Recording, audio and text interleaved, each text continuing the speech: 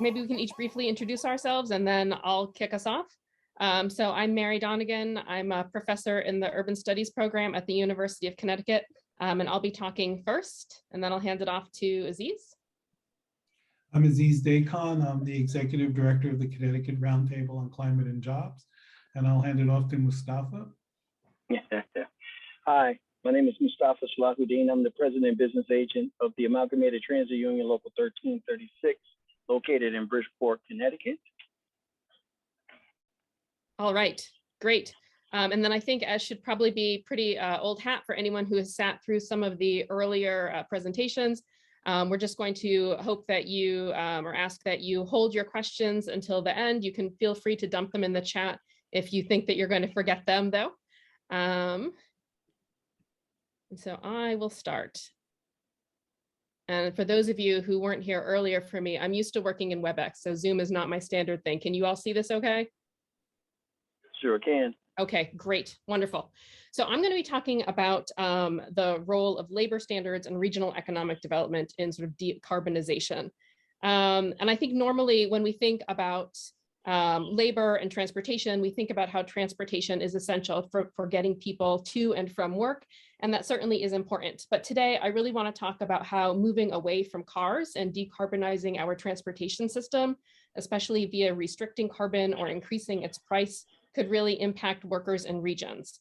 And then I'm going to talk about policy. And because I like to start with takeaways up front, I wanted to start here, that my goal is to suggest that we move away from thinking about labor and economic development policies as unessentials that can be addressed after transportation or environmental policies are put in place.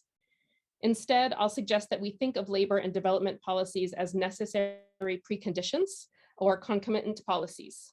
In other words, policies that make sure workers, their families, and communities thrive through a just transition away from cars and carbon-based transportation must be put in place first or simultaneously, not just to ensure that families don't suffer, but to build enough meaningful support for policies to actually pass. I'm going to bounce back and forth between talking about decarbonizing transportation, decarbonizing the economy, and moving away from cars. And there are really some reasons for that. Yes, the act of transporting people or products in the state of Connecticut is really carbon intensive. In Connecticut, of course, it's about 40% of our carbon emissions. But once we start to think about auto manufacturing, auto repair, perhaps even jet engines and airplanes, which are of course part of our carbonized transportation package, road construction and everything like that, we really get to be talking about well over half of our emissions in a state like Connecticut. Decarbonizing transportation is decarbonizing the economy and vice versa. And without getting into the complexities of EVs, of course, I'm going to start with the assumption that most of us on this call recognize that having hundreds of millions of EVs on our roads is not the goal, and that we want to push folks towards bike, walking, transit, and of course with EVs as a rare but essential aspect of transportation. I think maybe my sort of apology before we go forward is that in some ways I feel like I'm dragging you along on my little thought experiment that I've been thinking about for quite some time, about how labor policies, regional development policies, and carbon policy really should be thought of as one big policy. And my goal is to challenge us to rethink and expand what we mean when we ask what sorts of policies should we put in place to decarbonize the economy and our transportation system. So that's my sort of apology for dragging you along, but I'm also really interested to know what you think. I think that if we woke up tomorrow and a bill had passed that adjusted the price of carbon to incorporate all of the externalities of carbon, we would see job loss. And I think we owe it to workers and families to not mince jobs here. That job loss would come with sort of recalibrating the price of carbon, and that job loss is traumatic and can have long-lasting impacts for workers and their families. Financially, on average, research shows that laid off workers rarely gain wages in new employment that matches past pay. In the United States, repercussions extend beyond loss of lowered wages through healthcare and healthcare costs. We are living through an affordable housing crisis, as I'm sure many of us know, that leaves many families, especially renters, struggling to pay housing costs, not to mention paying childcare and elder care costs. But even beyond expenses, we need to recognize that work has meaning for people. Many of us love our work and experience a sense of satisfaction, an accomplishment from work. We form identities around our work or through it feel tied to regional or familial history. And the rhythm of work can help us schedule our day in order to prioritize our physical or mental health. In short, job loss is a financial shock, yes, but it's not just a financial shock. Second is geographic concentration. Very few industries are geographically sort of proportionately spread across the state, the country, or the world proportionate to population. Carbon-intensive industries or industries that produce carbon-intensive goods and services, for example, automobile manufacturing and design, perhaps even jet engine design and production, are among those carbon-intensive industries or products that are geographically concentrated. As a result, regions where these industries are concentrated might see shrinking jobs, wages, or even population. There's a reason why the saying, "What's good for General Motors is good for Detroit," rang true, and it's because the fortunes of a region often move in step with their industrial base. Third, I'm on third. Job loss in other industries. Recognizing that industry and job loss will be concentrated in place allows us to see other impacts from industry shifts. Industry contraction will spill over into local supporting industries like parts suppliers, specialized service firms. Job loss in these industries can be thought of as indirect impacts. If we're just thinking about the car industry, these numbers are not tiny. Auto manufacturing and dealerships alone are about 3 million jobs in the United States. Direct and indirect employment is even larger. EPI estimates that about 4.5% of labor in the economy is wrapped up in automobiles. That's about 1 in 22 jobs. And that's not counting losses that can extend beyond industry supply or value chains. When people lose jobs, they often alter their lifestyle. They stop going out to eat, stop needing daycare. They might move away and stop going to their local grocery stores. These firms may struggle to stay afloat if there isn't significant sort of replacement almost immediately within the regional economy. These can be thought of as induced impacts and really speak to how some of these large-scale, highly localized layoffs impact far more people when we take these indirect and induced impacts into account. Places matter. Economic theory suggests that when local job opportunities disappear and/or push prevailing wages lower, expected net wages or income gains elsewhere might induce people to move. Migration isn't necessarily a bad thing. I think a lot of us on this call probably weren't born in Connecticut, maybe we weren't born in the United States, and migration can be a wonderful thing. But not everyone wants to move, and we can't assume that everyone can move. And we have to remember that places have meaning and hold a special place in people's hearts that go beyond simply being a place where your living room happens to be located. Inequality and declining job quality. For workers in regions, we have to recognize that climate policy related job loss that we might see in a decarbonizing transportation or a decarbonized economy is not happening in isolation. All of us are working or living through a time of widening income and wealth inequality. Some of that is tied to wage labor, our work. Jobs at the lower end of the educational spectrum in particular have paid stagnant wages for decades. Pensions have shrunk or disappeared too. Stagnant wages and declining benefits are just one part of what we can think of a broader fissuring of work. Coined by David Weil, the fissuring of the economy refers to the decrease in either long-term contracts or normative long-term relationships between firms and workers. The job precarity inherent in this fissuring means that jobs increasingly don't include an opportunity for advancement within an organization. A critical lack, given that job ladders are often associated with on-the-job skill development and pay increases. Instead, employers increasingly rely on gig employment, temporary employment, contracting, and subcontracting, policies that are linked to lower pay and benefits with low hope of advancement. Critically, jobs in many carbon-intensive industries harken back to the pre-fissured economy. Union auto or jet engine manufacturing jobs are perhaps the best example here. They pay well, they provide good benefits, they have years-long contracts, and they have career ladders so that workers have a skill and pay trajectory within a company. Low education workers in these industries fear, for good reason, that even if they can find another job, it will never pay or have benefits equal to what they had before. I will say, we shouldn't just think about this as auto manufacturing. Each year, I show my students this map when I teach about the housing affordability crisis. And this map essentially shows in each state what you need to earn per hour if you're going to work 40 hours a week and be able to afford a 2-bedroom rental unit. In 2021 in the state of Connecticut, that rate is $27.37 an hour. There's usually one student per semester. When I ask how many of you have earned this before, one student per semester raises their hand. Usually it's a senior engineering student who had the good luck of having a Pratt & Whitney summer internship the summer before. Sometimes it's a non-traditional age student who had been in the military. But this past year, I had a student from New Haven raise his hand, and it's because he'd worked in road construction the previous summer. In other words, of the 1,500 students who have sat in my classes at the University of Connecticut, the only person who hadn't been in the military or hadn't been about to graduate with a degree in mechanical engineering who'd earned that $27.37 had been linked to the automobile sector through road construction. This is why we're in Connecticut. We're so tied to autos, right? It's some of the highest paying jobs that we can have. Finally, robotics and artificial intelligence. We're living through a time of incredible technological advancement in robotics and AI. While economists are somewhat positive about these shifts sort of on the whole, we workers fear that automation and advanced robotics mean that either there will be no jobs to switch into, or what jobs there will be won't be good jobs that they're going to want.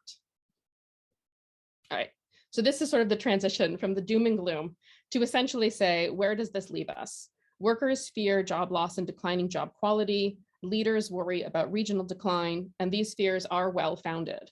For people focusing on both workers and climate and transportation, these points make it really difficult to contemplate the necessary policies that explicitly seek to curtail transportation-based economy as we know it.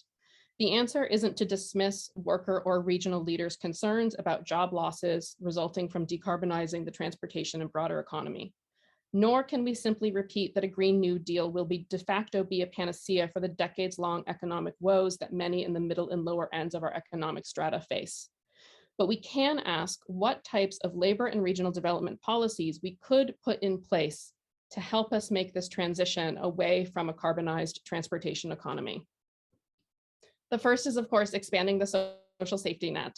And I have a feeling that for all of us sitting in these calls, many of these things are not very surprising. And we have been working on them for many years, decoupling healthcare from jobs, expanding unemployment insurance, working on food justice, affordable housing, and affordable transportation. I think what is new is to really rethink these and to say that these are explicit climate change policies, that we cannot have climate change policies unless we have these with those policies. The second is to revisit historical place or industry-based program. Expanding the social safety net is critical for workers, but it doesn't necessarily address jobs in place. One approach is to look towards a separate history of place and industry-based policies that we could reinterpret and build on to address people in place impacted by carbon policy. We can look abroad to places like the coal-intensive Ruhr Valley in Germany, or perhaps even to Wales. We could look within our own history in the United States to the Appalachian Regional Commission, or we could look to trade adjustment assistance, which of course has been around since 1962, although most of us probably know it through NAFTA. These problems are not perfect. Institutional scholars in particular point to challenges that emerge from evolving missions, constituencies, cultures, and politics. But these programs do provide job loss and development benefits either in place or as a response to specific policies, and could help stabilize states like Connecticut or Michigan or any other state that might be impacted by decarbonizing transportation or moving away from cars. It's worth asking, could we create a decarbonizing the transportation economy transition package? And if so, how could we structure it to help workers and regions find new industry concentrations? Given the importance of work for identity, health, and community, we can't just look at income replacement or even simple counts of jobs created. We have to look at the high road development framework as an attempt to ensure that new jobs are good jobs. Practically, these strategies can be broken into demand side, supply side, which I'm not going to talk about, workforce intermediary, and inclusive development policies. On the demand side, we can shape the amount and type of labor that firms demand, as well as the conditions under which these employees are hired. Local, state, and federal government can pass minimum wage laws, as we have in Connecticut, support workers' rights to unionize and bargain collectively, enforce labor laws, including especially those around occupational health and safety, labor classification, so that firms can't incorrectly classify full-time workers as contract employees to offer them lower pay, scheduling so that folks know when they're going to be working, and require certain types of benefits and security. If workers are worried that environmental policies will kill good jobs, the answer isn't to just say that green jobs are good jobs. The answer is to put policies in place that mandate green jobs be good jobs. Jobs in low carbon industries don't necessarily require that workers have no skill. That's a little bit of a sort of a thing that people like to say that isn't necessarily true. Instead of creating green occupations or skills, there needs to be a greening of existing skill and occupations. A key problem workers have in transitioning from one industry to another that we could see in a state like Connecticut is that new employers often don't recognize the skills that potential employees have. You may hear about how there's a skills shortage or a skills gap, and that can certainly be true. But often it's simply that new firms don't recognize skills. Workforce intermediaries can help reinterpret worker skills. There's a lot of promise in this area, and the best way to think of it is as a new firm coming to the table with the workforce intermediary, and the workforce intermediary saying, what are the skills you need? What are the skills that workers coming out of the carbonized transportation economy have? And how can we help bridge that gap? And that is a role for government. We typically think about workforce intermediaries when it comes to manufacturing, but I think it's worth, again, imagining what would it look like if we focused on car dealerships? What would it look like if we focused on auto repair, on parts suppliers, on road construction, on civil engineers who have really only worked on roads for their entire life? Could we have workforce intermediaries focused on assisting workers impacted by decarbonizing transportation and have that as a centerpiece for any sort of carbon policy or environmental policy? Finally, inclusive development.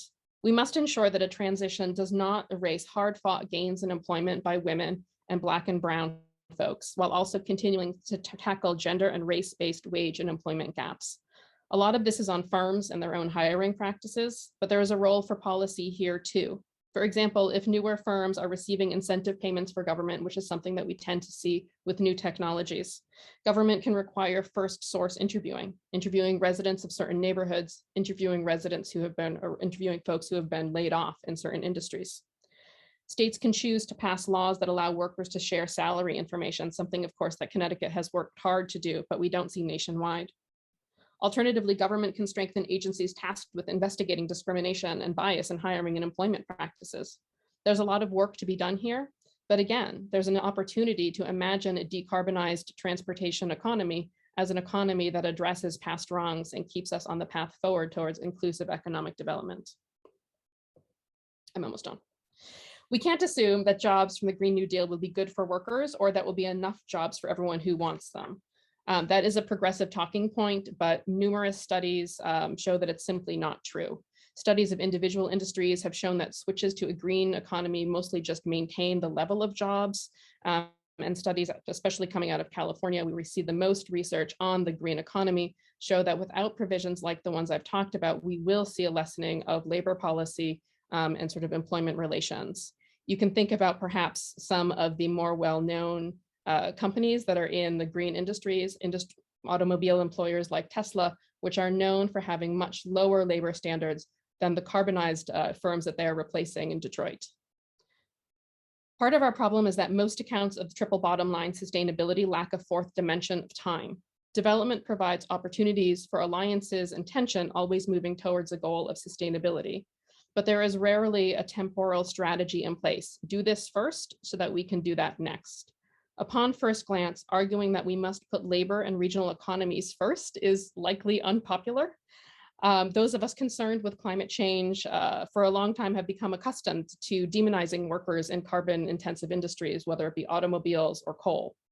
But years into efforts to produce meaningful climate change legislation, while ignoring labor and regional economy concerns, haven't led to many successes in the United States. Even in Connecticut, a place where on paper, we should see a lot of climate change policy, we just haven't seen it. And I actually think that we can look really to policy that was passed by one of our panelists this past summer as an example of what could happen if we put labor first. Senate Bill 999, which passed last summer, extending prevailing wage laws to solar, to see how putting the needs of labor within the sort of confines of environmental policy and putting those labor needs first can move us forward. Transportation transportation, I think, is an area that needs to do this. It was very long. Thank you all for waiting with me. And after that, I think I'm going to turn it over to Aziz. And actually, I thought it'd be really good to turn it over to Mustafa first, because he is Mustafa, and because he's with the ATU, and I think it's a good transition, and I'll follow up with him. Beautiful. Can everybody hear me okay? Okay. That is a hard act to follow, but Mary, I want to thank you very much for all the input and all the screens that you shared, because they were very relevant to some of the things that I'm going to talk about. So I could definitely piggyback off of that. Again, my name is Mustafa Salahuddin. I'm the president and business agent of the Amalgamated Transit Union. And I want to thank the Roundtable for the invite to this summit and for having me as one of the speakers. One of the things, when I became the president of the Amalgamated Transit Union Local 1336 in 2014, one of the things that I wanted to see change was the direction of the fixed route buses going into, in terms of the impact of climate change, going into a renewable energy state of mind. I was met with a lot of resistance because there was no one really thinking at that time in terms of some of the properties that I represent. I represent both fixed route, paratransit, as well as school bus drivers, maintenance department, and also dispatch supervisors. And none of the companies or bosses or even executives for that matter wanted to have a conversation about anything to do with renewable energy, especially in conjunction with climate change. But we kept pushing that agenda, and in that agenda, we made it part of every conversation we had in terms of anything to do with the purchasing of new buses and just overall just talking about the transportation system. One of the things that was the segue to us being able to have these conversations is when we decided to try to be a part of the procurement process. That is very important for unions as well as individuals who want to have a say at the table in terms of what is manufactured and what the finished product looks like when you're looking for buses in terms of renewable energy, electric, rather it be electric or rather it be a hybrid, half, we started out that way. We started out with hybrids first, and that was partially, it partially ran on electricity as well as diesel fuel, and some of them even gas. And that was our segue into renewable energy. From there, we just kept pushing the agenda, and we were very instrumental in two of the locations. One was Dehkan. There was a company called Dehkan. They actually manufactured the first electric school bus. There were several individuals, including myself, that were responsible for that coming to fruition. They manufactured their own buses, so who better to talk to than Dehkan about renewable energy and going into the age of electric buses. So I'm going to come back to procurements. Procurements were very important because no one really gets involved in this process. And if for all the unions out there, anyone that is on this Zoom call in that is present now, that is vitally important. Renewable. If we're going to move to renewable energy, we got to be a part of that conversation. Another thing that we want are union jobs. And in order to do that, one of the things we're fighting for right now is an apprenticeship program. I was talking today with the Greater Bridgeport Transit in regards to that, because we're moving, they're trying to move into an age of autonomy. They want autonomous buses. This is going to cut out a huge workforce, and we cannot allow that. We can't allow that work to be outsourced to technology and to shortchange individuals from making a living wage. And it's not the answer. Autonomy is not the answer. We're going to move to a renewable energy age. We cannot cut out a workforce. You cut out a workforce, you put people on the unemployment line. And what we're trying to do now is we're pushing these apprenticeship programs, because if we're going to move into renewable energy, these workers have to be skilled to know how to fix these vehicles. And this is one of the things that's not really being addressed or talked about. Who's going to fix these vehicles? These vehicles come with warranties, but after the warranty, who continues to fix these vehicles? This actually was brought up today at the Greater Bridgeport Transit in Bridgeport, Connecticut, and you'd be surprised how shocked they were that they never really thought about that themselves. Electric buses are highly voltaged. You have to be skilled in order to work on. And the apprenticeship programs are very important, not only to how to fix these buses, but also how to replace components and how to work your way around them, because they're highly voltage to the point where they can fry you if you touch the wrong thing. So we're moving to a fully electric age, where they say by 2030 that they want all the vehicles to be mostly, especially in the transit industry, to be mostly ran by electricity. Then these apprenticeship programs are very important. Again, I want to thank Mary for some of the things that she touched on in her presentation, and because it kept me from having to even have, and I apologize, I don't have anything to show you, so my presentation is going to be kind of boring, but it's to the point. We're grassroots, and we're in the trenches. I really don't have any pictures to show you, but I can tell you, I started driving I'm a retired police officer of 25 years, but I started driving transit buses in '92 and moonlighted as a police officer at the same time, my entire career. Then after retiring, I went back to driving transit buses. So I'm well versed in what's needed in that industry. And I think that's why I get the ear of a lot of our lawmakers.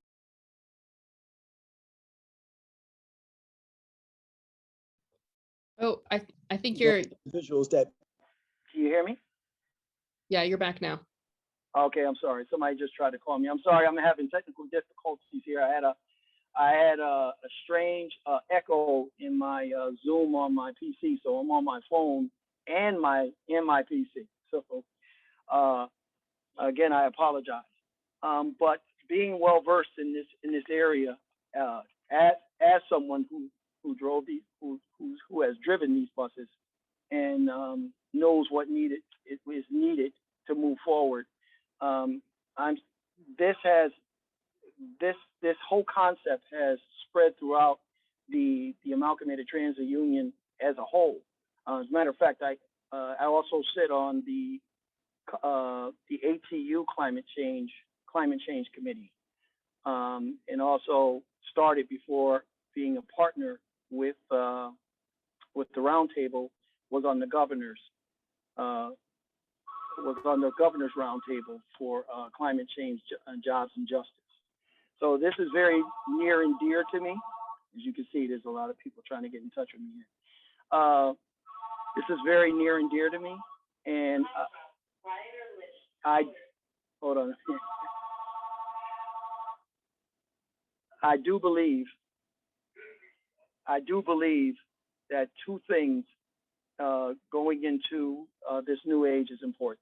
And one is the apprenticeship programs that no one is talking about, and also the procurement processes. Those two are vitally important, especially when we start talking about funding. The worker has to be involved in these aspects because they're the ones that are driving those vehicles, and they're the ones that know how they work, how well they work, where they work, and they have the greater input. And that's about all I can offer in terms of in terms of my presentation. But I'm definitely going to stay on this call for any questions that anyone may have in this regard. But I want to thank you for giving me this opportunity to speak on behalf of renewable energy and the climate change moving forward in terms of that renewable energy. Aziz? Thank you, Mustafa. Thank you, Mary. So why I asked, why I thought it would be better for Mustafa to go before me is just because of what he said. I mean, you're in the trenches, Mustafa, so you understand what we're up against, right? And we at the Roundtable and our, our colleagues, many of you on this call keep wondering, what is a just transition? What does it look like? How fair or unfair is that going to be? And like Mustafa, I don't have slides, but Mary had some amazing slides. And, we often talk about, when we talk about just transition, we talk about labor and we talk about the workers, and we seem to too often maybe neglect the other critical pieces that a just transition is about, which is housing, which is the ability to get the apprentices to jobs. And so that's a thing that's been bothering me since I've started this, but I've also been involved with workforce development over the decades.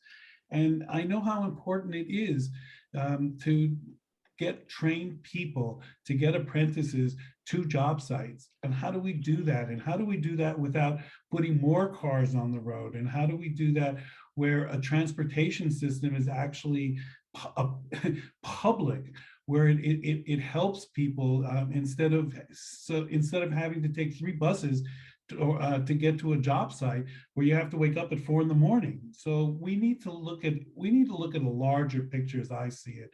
And we also need to make sure that in a just transition, whatever that looks like, and there's multiple ways that I think we can look at this. We have to make sure that the just transition also includes housing. It also includes fair wages. And I thank Mary for giving us a shout out about SB 999. We worked on that because we believe that we need to level the playing field, that we can allow developers to bring in low wage workers to the detriment of all of us. The playing field needs to be leveled.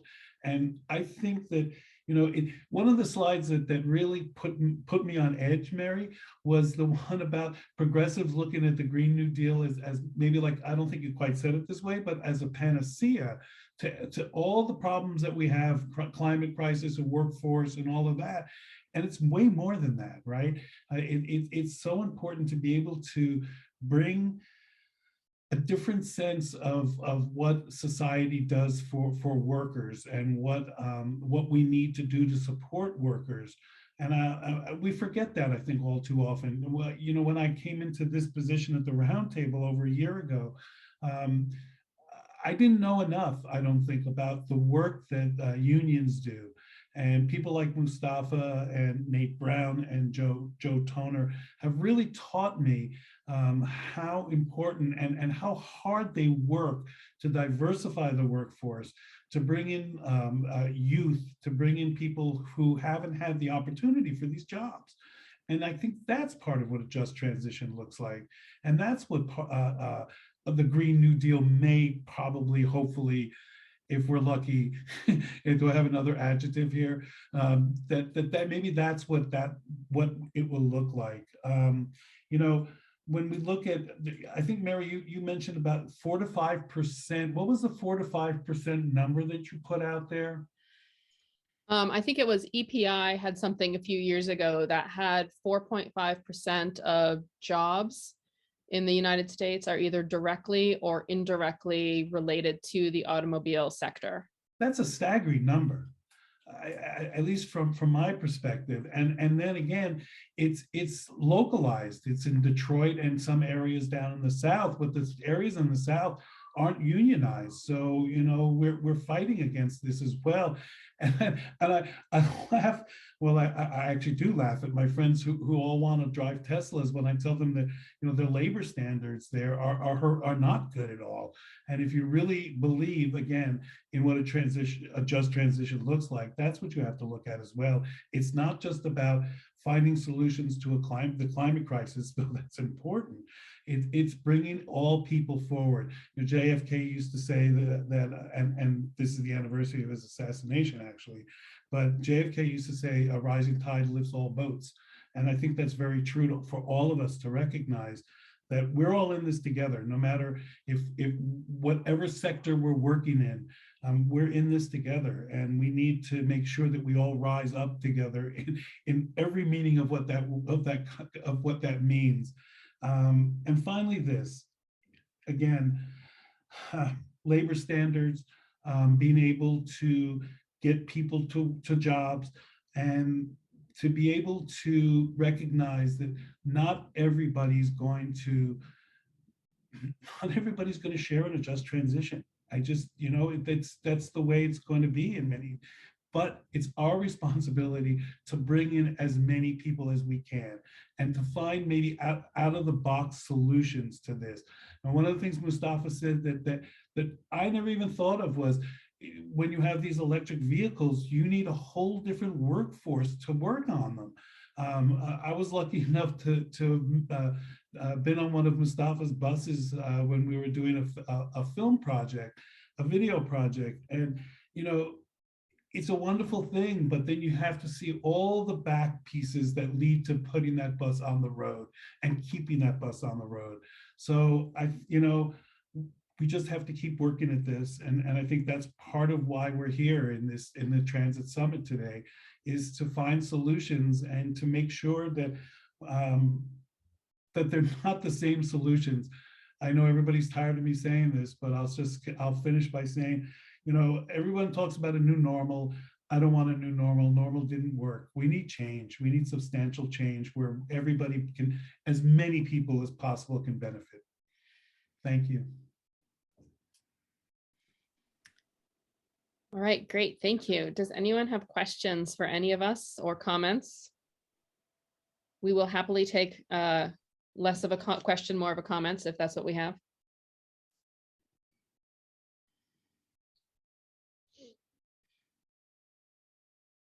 I guess we answered everybody's questions. It's the magic of having the 6 p.m. spot. It's incredible. On a Friday. It is.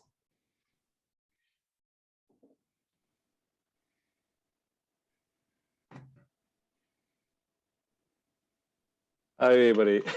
Thank you so much. Thank you so much. It's Mondays. I know Aziz, you're on vacation in New Mexico, and good for you. We do have a question. Okay, there is a question. Yes. So are there any good examples from the renewable energy sector that could be transferable to transportation? For example, the weatherization programs. I mean, I could happily talk about that, but I don't know if any of you have suggestions. So I actually, there are some good examples from whatever the recovery was under Obama. I can't remember the name of that program, but there were a couple of union-led programs in the building sector in New York. One of them was residential and one of them was commercial. And there's very long stories about the sort of coalitions that were put together around those two programs, the types of unions that were involved. But ultimately, one of the lessons that, you sort of took away from it was that the programs around residential weatherization really didn't create that many jobs and really didn't have good wages, because essentially the residential homeowners were able to ask for what do we need to do to weatherize our houses, and then they could just go to any contractor they wanted to do the weatherization work. And so there was a race to the bottom, essentially, of wages and employment standards. The commercial program sort of had better promise and I think better results.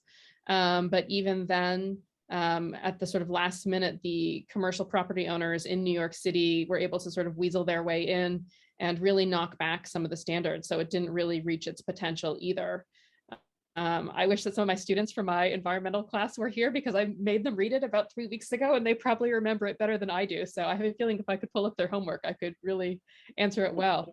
But I think it's a really great example of how so many of the unions tried really hard to address past wrongs by expanding who was in the union, really opening up membership, trying to form apprenticeship programs, working with people in the community, really trying for this blue-green alliance, and ended up being really beat back by sort of large commercial construction firms and realtors in the city of New York.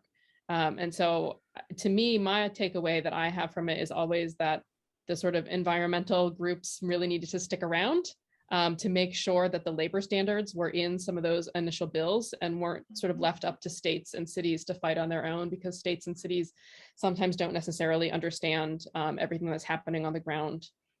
So that's sort of one of the ways to take, one of the things that I think about it. You know, the three words that you use there, Mary, is race to the bottom. Is that three words? But Yeah. It's really true, right? I think that's a good example of how not to how not to follow an example. Yeah, and I think it goes again back to, if we had a sort of labor standards that applied to everyone, that didn't need to be negotiated with each and every bill that we pass, then we wouldn't be in this position. Because it's just too easy to be in a crisis and try and avoid prevailing wage laws, or to just not pass anything to say, well, we need to deal with environmental aspects. We can't deal with labor right now. I think that if we could pass some of the labor standards to begin with, then we could at least help ensure that when, there are always going to be crises, and the crises are always going to be, result in some form of environmental program, whether it's weatherization or hurricane cleanup and reconstruction or flood cleanup and reconstruction. There are always going to be environmental sort of packages of money going forward because of the situation that we're in. And so if we were to address the labor standards first, it would ensure that all of these funding packages would always sort of live up to their expectations.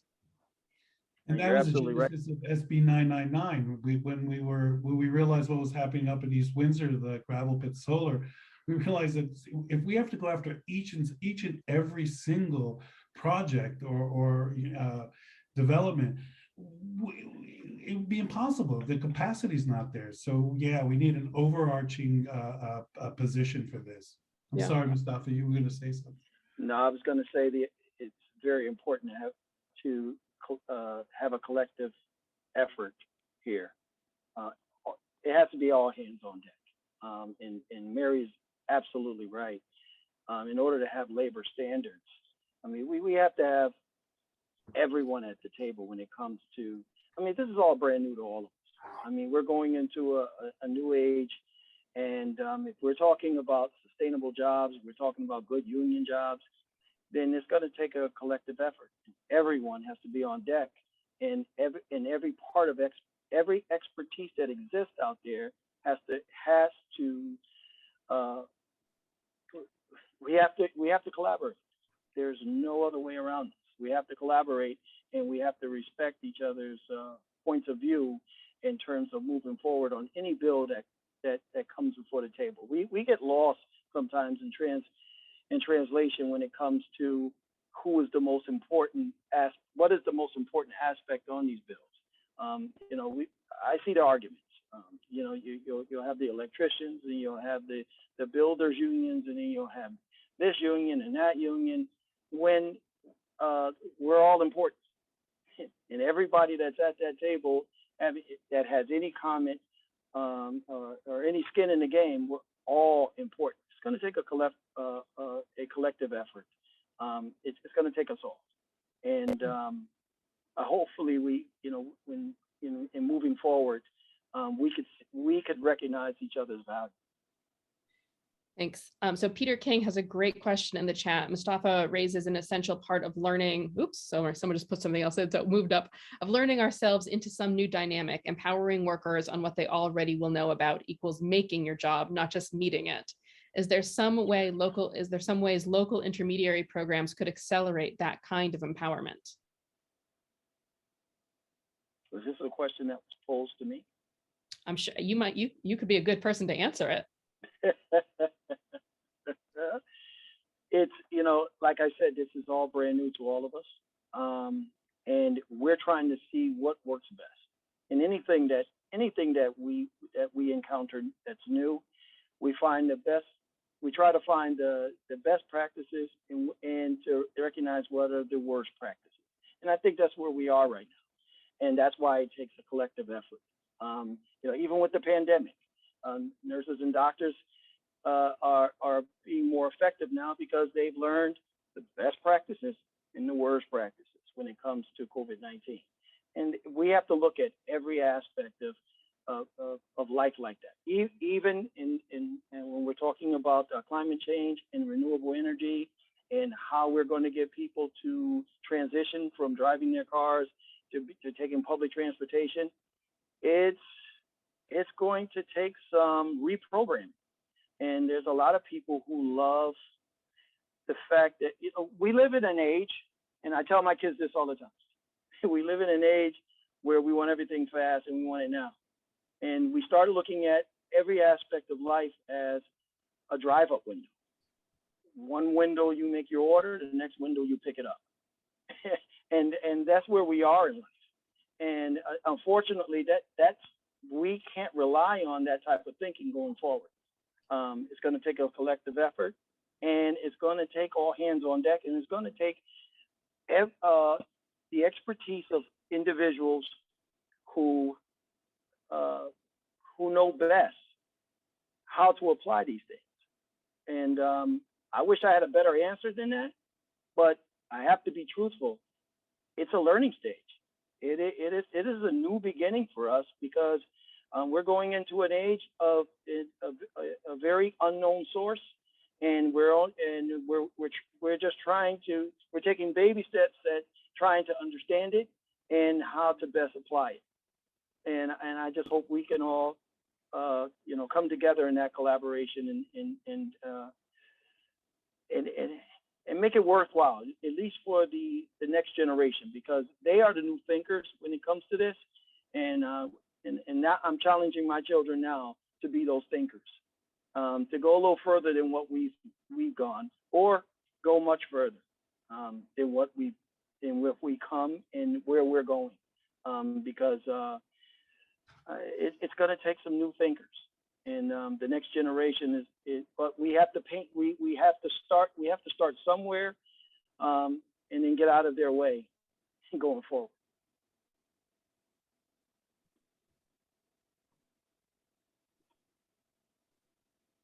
Yeah, I think one thing that I really liked about the point that you made earlier, Mustafa, about the sort of electric buses, which I admit is something I had never really thought about, is that, there was this older history of high performance work organizations in automobiles in the 1980s, I think. And when they imported it to the United States, it came from this Swedish model where everyone got together and talked about work, and, there was feedback and improvement. And of course, they had such high labor standards there that workers shared in the gains from productivity. And when it was imported to the United States, the model became workers tell their supervisors what's happening and then earn lower wages. That sort of feedback was missing. And so when you were really talking about what you were noticing with electric buses, it reminded me that even when I was talking so much about workforce intermediaries, I had really left unions out. And to me, unions are often the workforce intermediaries who can work with private companies, who can work with community colleges. So I actually wanted to fix my mistake earlier when I didn't really sort of mention unions that can play that role as well. And Barbara had a great comment here about training for entry-level jobs should also show a path for advancement from experience and growing skills, need a partnership with employers, unions, and state effort. Platform to employment has shown success. So that would be another option. Absolutely. Here, here. Yeah.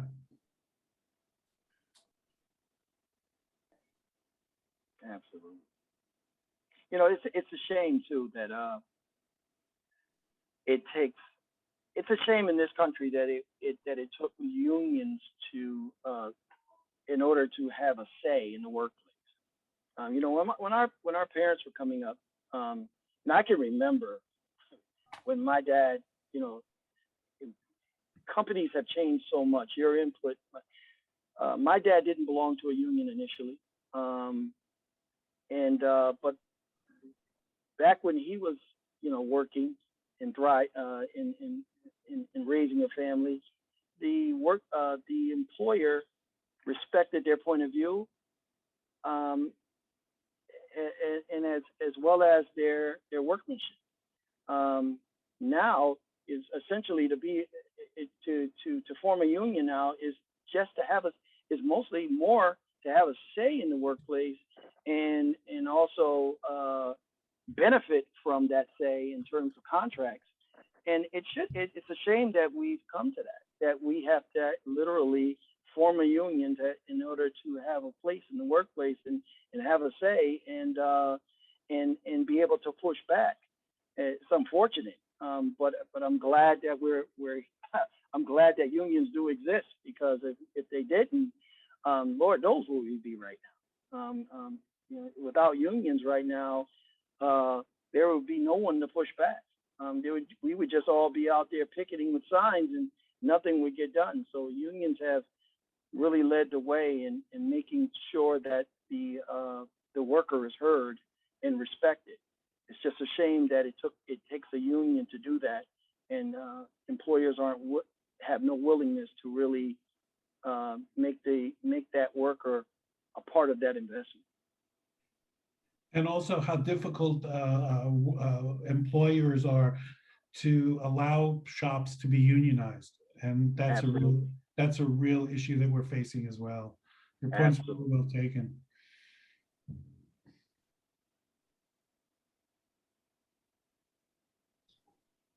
Any other questions for us?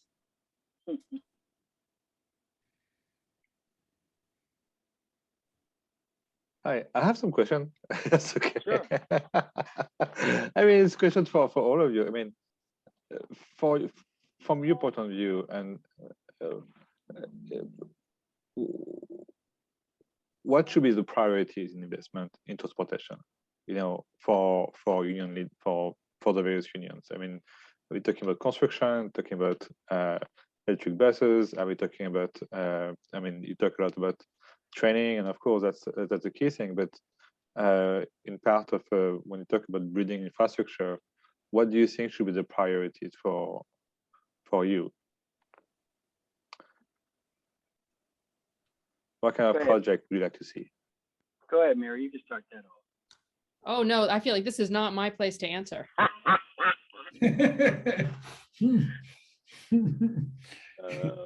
So I'll you know what, I'll answer that in my recent travels. I'm in New Mexico now, and I drove here, and all I saw on the roads were trucks, and parallel to those major highways were rail lines. And I think we really have to start thinking about how to use that to our better advantage. I'm almost embarrassed to tell you that I did drive here, but the fact is that there's so many trucks on the road, and there's so many options that we can look at. Again, using our rail system, I think, is a real big priority as I see it. Absolutely, and I think I want to add something too. It all started with the American infrastructure. If you go back in time, from the stagecoach to the buses today, America lost sight of its infrastructure when it came to public transportation. It's country, and then countries that were considered third world countries or developing countries are far more advanced and ahead of us in public transportation and the need for public transportation and individuals who rely on it. Here, like I said, we've gotten into the habit of convenience. I rather get in my car and drive to pick up what I need to pick up because I know I can get that thing, get back in my car, and be home. And we're just not thinking about the environment. We're not thinking about we're not thinking what that does every time we get into our vehicle, and we're not even thinking about setting an example for the future, for our kids, and it's because of all that convenience over those years when we neglected our infrastructure and it all came. I used to have a saying: it's not what it all comes down to what we're willing to do, and that is our problem. We're not willing to do what needs to be done, and even when it comes to our lawmakers, it all comes down to what they're willing to do, and shame on us. We started out in the right place when it came to transportation in the beginnings. Like I said, it's the stagecoach era where people relied on that. People traveled by stagecoach. They didn't get on their own horses and ride across plains. No, they got on stagecoaches. They got on trains. When did we lose that? When did public transportation become a commodity instead of a necessity? When did that happen? And shame on us. When I lived in Philadelphia, Pennsylvania, we took public transportation everywhere. This is when I was a kid. We took it everywhere. Everywhere we wanted to go, we took public transportation. So we have a lot to. The blame is mostly on us, and now we have to change that ideology. We have to. It's no different than a person who finds out that they have diabetes, and that diabetes you have type 2, and you want to prevent getting type 1. You make the necessary changes to keep yourself from getting more ill, more ill. So, and you'll make that change, but because it's detrimental. And where we're going today is detrimental because when you listen to the science, we don't have much. It's not that we don't have much time. It is we have no time, because if we don't correct this path and start doing things to alleviate ourselves of this carbon footprint that all of us have contributed to, and we're going to end up with type 1 diabetes, and that's just a metaphor. We're going to go from 2 to 1 to insulin, and then that's the beginning of the end. And I can't put it any clearer than that. I think to sort of pick up on that, I think that I would like to see us decouple infrastructure bills from economic development bills. We definitely saw. I think Peter put the Highway Act in the chat there. But the most incredible thing is to actually go back to the New Deal policies and see the celebration around big construction, big automobile projects like the Triborough Bridge, and see the research that was done on how much that one bridge and it's not one bridge, but that one project sort of touched every single state. And, they linked a specific percentage of improvement just to that one sort of massive project. And so we're going on close to 100 years now of when we have an economic downturn, our way of dealing with it is infrastructure. And I would say that we are seeing it now in some of the other sessions. There's this tension whenever we're talking about the transit funding that's coming in on this bill, how much of that is going to trains and how much of that is going to buses. And we know that a lot of it is going to go to trains because we know that construction projects have the huge multiplier effect. And that's what all of the states want. And so we have this boom and bust cycle with these infrastructure bills in a state like Connecticut, where we have this sort of very sluggish economy that's always dragging us down. Every time we see the infrastructure bill, we're always like, we're going to have to spend it on roads and rail because that's the only way that we can get the most bang for our buck. And then the infrastructure goes away and we don't know what to do with ourselves. And so then we have to wait for another one to sort of spend that money. And so we never really want to put it towards the service because we know that the service doesn't have the multiplier, but then we're stuck with terrible service and no one uses the transit, right? So we have this sort of cycle that we get ourselves into because we continue to think about our infrastructure bills as the best way to do economic development.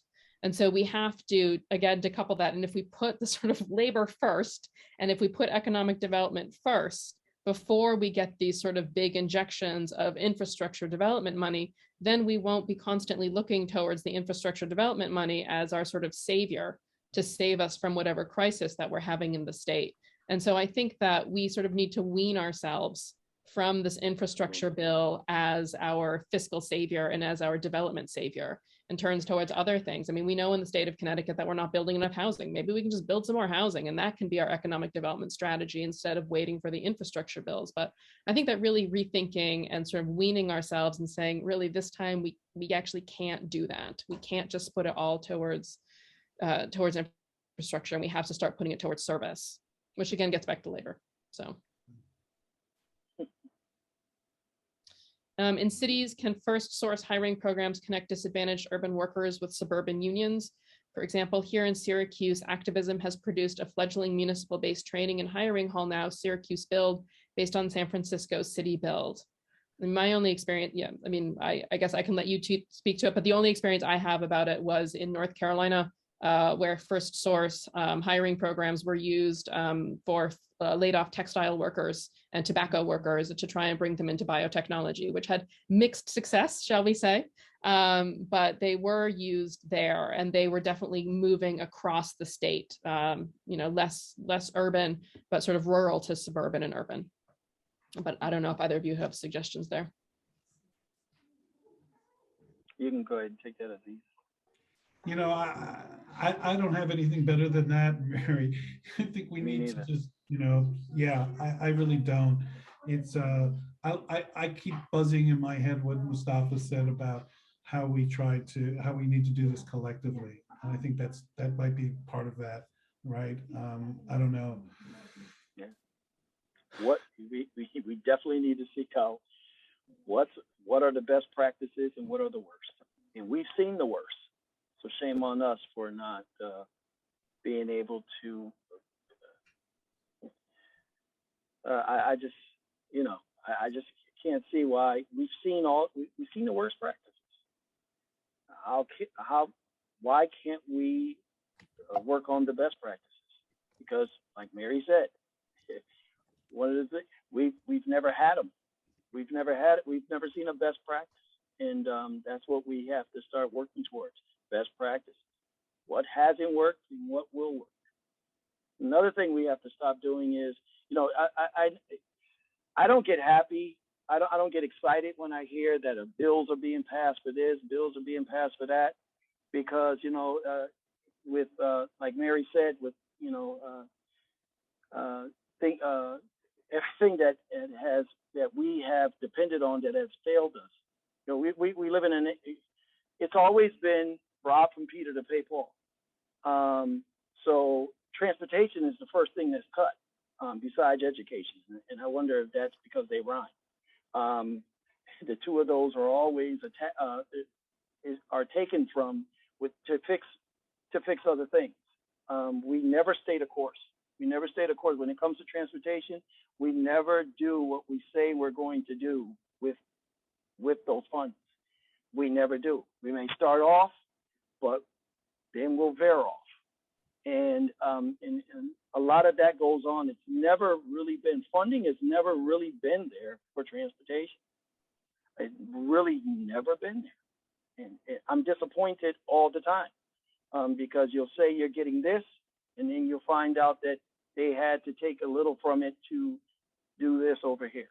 So we've never really had a transportation bill that specifically went to transportation. And I think, this is where we have to start.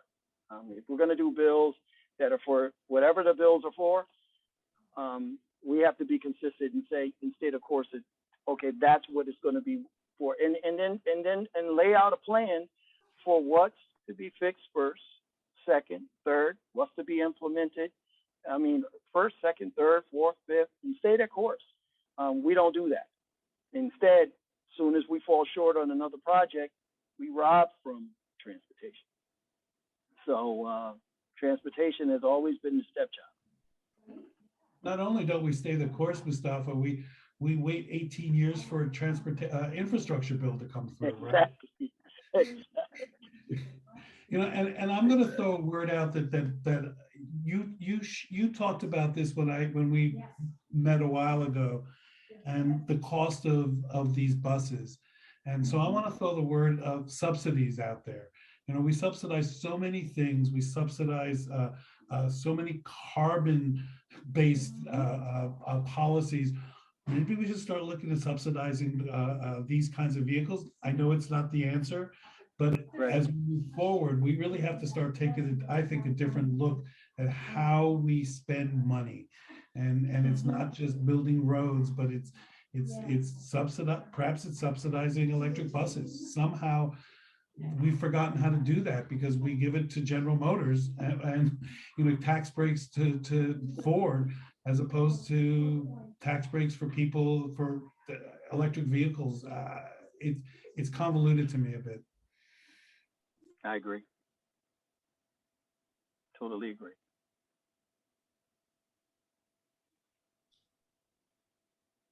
All right, I think Tomas may have left us, fled the scene. Oh, there he is. He's back. There he is.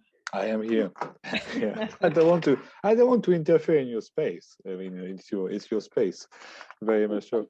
No, I really like the last one by Aziz about the investing in something else, fossil fuel. I mean, the IMF released a report about the amount of subsidies, direct and indirect, that the fossil industry is getting in the US. And the number was absolutely amazing. You're talking about hundreds of billions every year. And I also wanted to flag the Mustafa's comparison between the cities of the past in the US with the trolley buses and so on, and comparing as well to developing countries. And there was this very interesting piece in the Financial Times, which was released a couple of weeks ago, that saying that if you want to earn the heart and mind in the US, we should not compare us to Europe, but to what cities used to be, and how before the Highway Act and so on, and every time we see a picture of Hartford and in the 30s, it was a beautiful city and it was very attractive and so on. So there's probably an angle to look at there. I don't have. Mary, did you ask me something particular, or No. I was just going to say, if no one else, does anyone else have any questions, or are we? I think that might be it. Well, thank you all for who came and offered questions or support. Thank you so much. Thank you so much.